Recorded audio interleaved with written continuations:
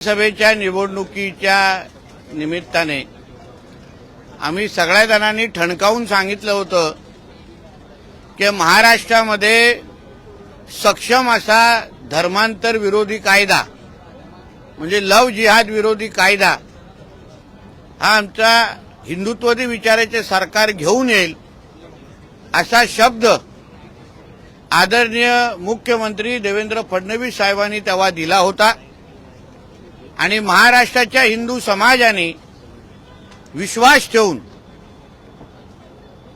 आपल्या हक्काचं हिंदुत्ववादी विचाराचं सरकार महाराष्ट्रामध्ये निवडलं आणि आज मला मनापासून समाधान वाटतंय की आज महाराष्ट्रामध्ये एक सक्षम धर्मांतर विरोधी कायदा हा कॅबिनेटमध्ये पास झालेला आहे।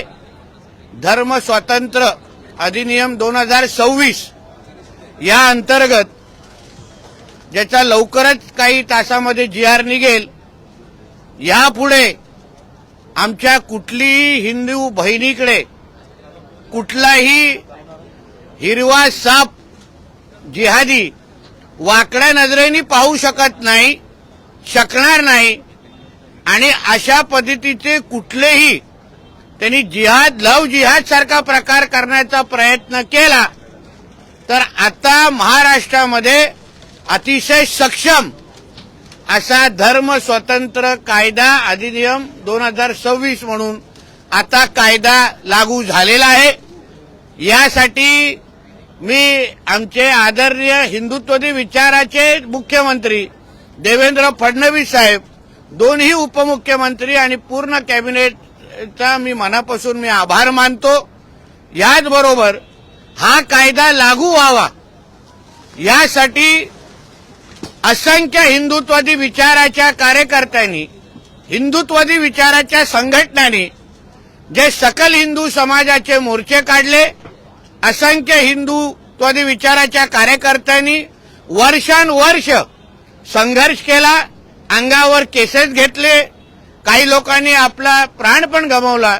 या सगळ्यांच्या मेहनतीमुळे, प्रयत्नांमुळेच आज हा दिवस महाराष्ट्रामध्ये आपल्याकडे एक अत्यंत कडक असा धर्मांतर विरोधी कायदा हा लागू झालेला आहे। आता संबंधित पोलीस स्टेशनला हा ऑफेन्स रजिस्टर करण्याचा पूर्ण अधिकार आहे। हा नॉन बेलेबल कायदा आहे। ह्याच्या बाबतीमध्ये संबंधित खात्याचे मंत्री, राज्यमंत्री म्हणजे आमचे मुख्यमंत्री साहेब आणि अन्य बाकीचे लोक निश्चित पद्धतीने विस्तृत अशी माहिती आपल्या सगळ्यांना देतीलच, पण एक हिंदुत्ववादी विचाराचा कार्यकर्ता म्हणून मला आज निश्चित पद्धतीने समाधान वाटतो की ज्यासाठी आमच्यासारख्या असंख्य हिंदुत्ववादी विचाराच्या कार्यकर्त्यांनी मोर्चे काढले, आवाज उचलला, आमच्या हिंदू बहिणींना संरक्षण देण्यासाठी दिवस रात्र एक केलं, त्या प्रत्येक हिंदुत्ववादी विचाराच्या कार्यकर्त्याचा आज विजयाचा दिवस आहे। यापुढे आमच्या महाराष्ट्रामध्ये कुठल्याही हिंदू बहिणींकडे कोणीही जिहादी वाकड्या नजरेने बघणार नाही, एवढा विश्वास त्यांनी मी सांगू शकतो।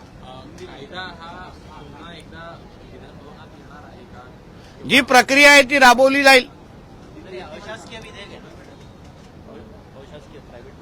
काय अरे कॅबिनेटमध्ये दाखल झालं, तुझा जास्त अभ्यास आहे वाटतं।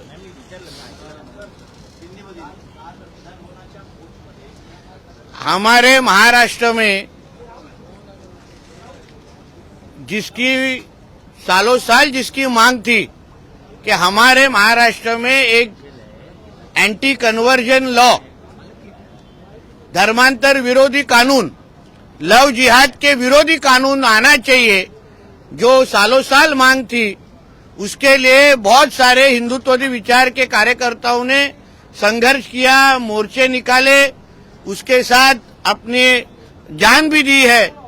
आज मैं अभिमान से कह सकता हूं, गर्व से कह सकता हूं कि हमारे देवाभाऊ के महाराष्ट्र में एक बहुत ही सक्षम ऐसा धर्मांतर विरोधी कायदा आज कैबिनेट ने पास किया।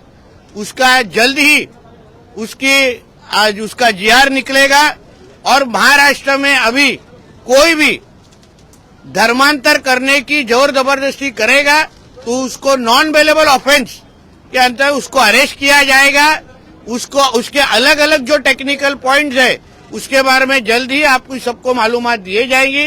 मगर एक हिंदुत्ववादी विचार का कार्यकर्ता बन के मुझे आज खुशी हो रही है कि जिसके लिए बहुत सारे हिंदुत्ववादी विचार के कार्यकर्ताओं ने, संगठनों ने जो कुछ संघर्ष किया, उसके वजह से आज महाराष्ट्र में जैसे मध्य प्रदेश में है, गुजरात में है, अन्य राज्यों के जैसे ही बल्कि उसके ही ज्यादा सक्षम और कड़क एक धर्मांतर विरोधी कायदा एंटी कन्वर्जन बिल आज हमारे महाराष्ट्र में आ चुका है।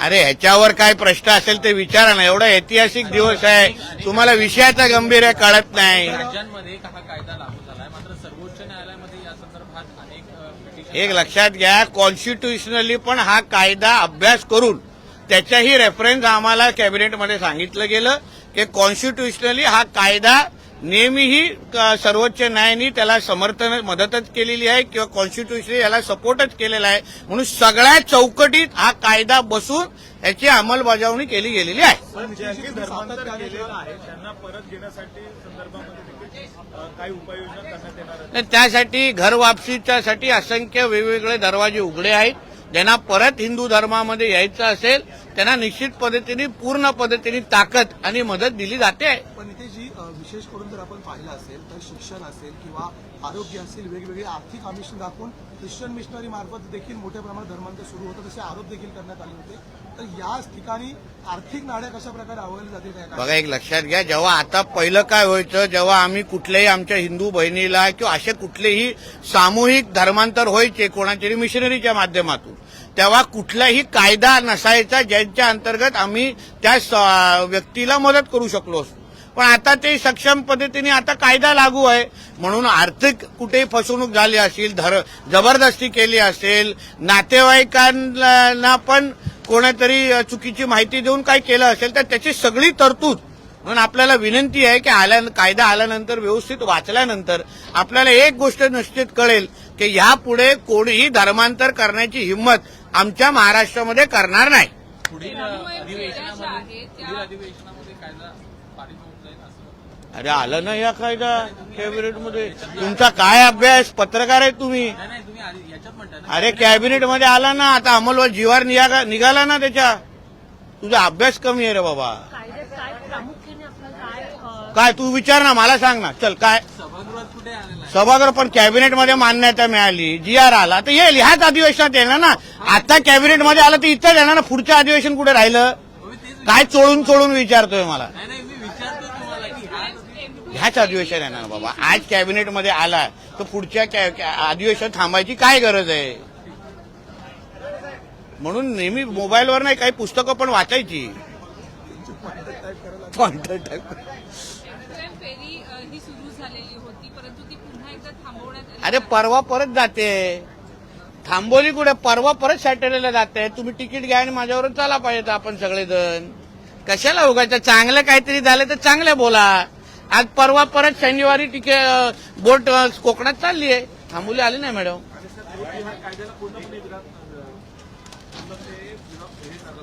काय काय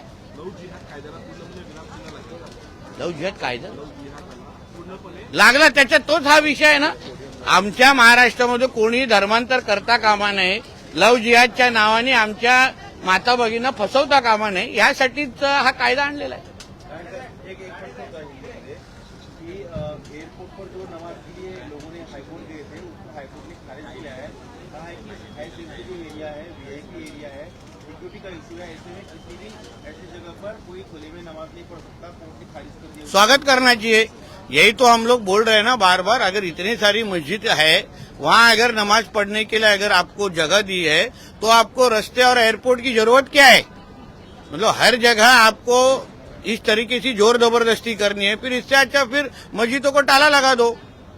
अगर रास्ते पे और एयरपोर्ट पे करना है तो फिर मस्जिद क्यों चाहिए? वो जगह कोई स्कूल इंस्टीट्यूशन को दे दो।